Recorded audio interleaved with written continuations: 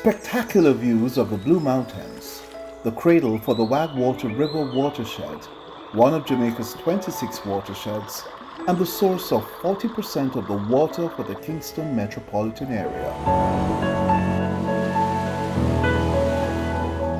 Fresh water rolls from these hills to the valley, supplying one of Jamaica's longest rivers, the White River, flowing for 27 kilometers past bamboo groves and lush vegetation, crossing the boundary lines of the northeastern parishes of St. Anne and St. Mary to empty into the Ocho Rios Fish Sanctuary and into the Caribbean Sea.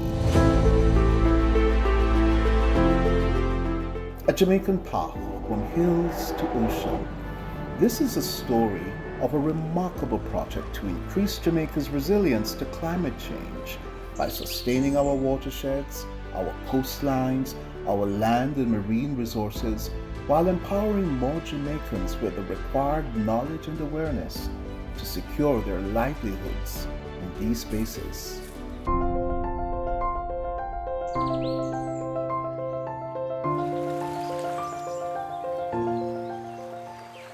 The Hills to Ocean project is being implemented by the European Union EU Global Climate Change Alliance Plus in partnership with the Government of Jamaica to the tune of €6 million over 5 years.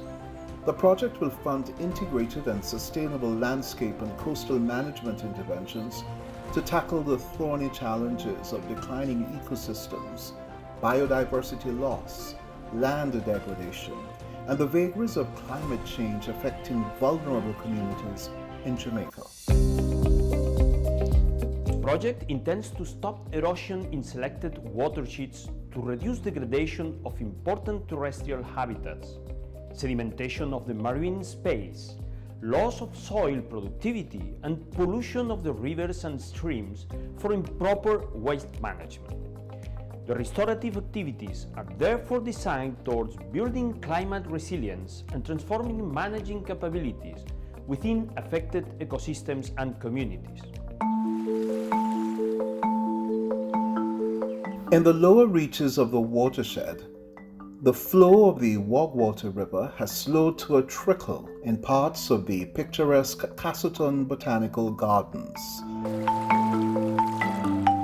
For Oswald Eyre, a longtime resident of the Wagwater Valley and president of a local NGO working with 17 communities, the Hills to Ocean project is a welcomed addition to the ongoing efforts to restore the watershed. These are two big resources, Castleton Gardens and the Wagwater and its tributaries. In the early days, the Wagwater was most important for fishing, for recreation, for training everybody on the banks of the Wagwater, some 17 to 18,000 persons.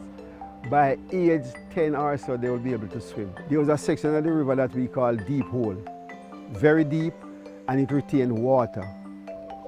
And when rainfall is low, those deep holes will gradually feed the stream with water. And by the time they are exhausted, rain would come again and refill them. All that is gone today. The Hills to Ocean project will directly benefit Castleton Gardens and many other communities and residents who make their livelihood from key economic sectors like agriculture and tourism. These are the targeted watershed management units under the project: Wagwater and Rio Nuevo in St. Mary, Rio Bueno White River in St. Anne and Trelawney, Wetland Ecosystems in Falmouth, Trelawney, and the Mason River Protected Area in St. Anne and Clarendon. The seagrass beds in the Ocho Rios Marine Park Protected Area, and the Helsha Bay and Half Moon Bay Portland Bight Protected Area in St. Catherine and Clarendon.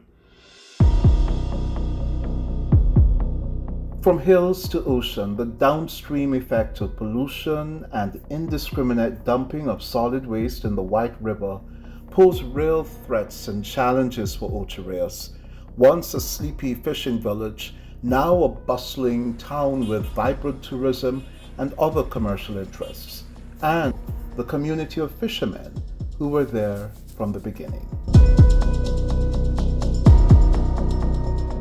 Belinda Collier-Morrow, a diver and chair of the White River Marine Association, which has partnered with the fishermen in the area to run the Ocherias Fish Sanctuary, remembers a time when the coral reefs were healthy and the fish were in abundance. This project will definitely help us because we're totally aligned with what this project is doing. When people clear the lands, that's also coming into the river and smothering and getting out to sea, smothering the corals. And you see the river turns brown. You can see it goes for miles out to sea when we've had a big rain. So this project will work to address things like that. Better farming practices that will affect the river. That will in turn affect what we're doing out there. I think the Hills to Ocean is a great platform for us to really get information about how serious this is, because we, as the White River Fish Sanctuary, as a local community-based group, we can only do so much. Working in the sanctuary, it's an eye-opening, for it teaches us to care, the bad habits and, the do and the don'ts, If people have an understanding of what their actions do and why it matters, I think that is what is going to make a difference.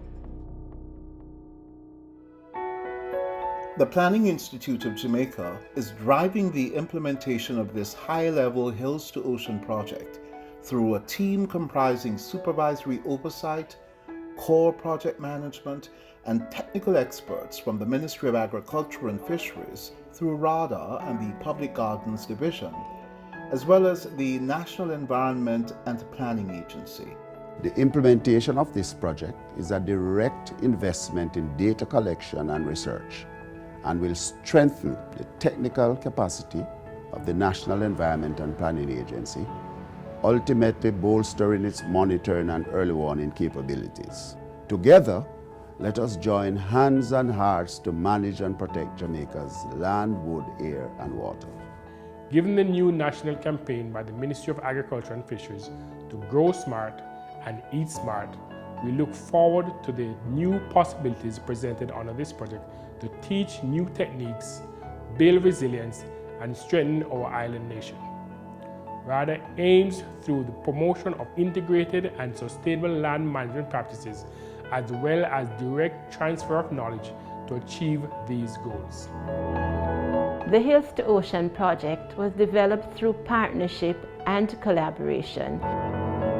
The direct project beneficiaries are members of the communities in the 3 named WMUs, but the entire Jamaican population will benefit from its outcomes. The PIOJ looks forward to continued collaboration with residents, the European Union, and state partners in making this project a success.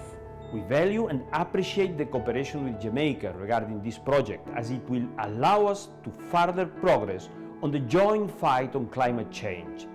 Jamaica has proven to be a pioneer in the region regarding the subject, and we are very happy to see that actions are taking place every day to improve the life of Jamaicans, as well as of all those sharing this planet, since climate change doesn't stop at national borders.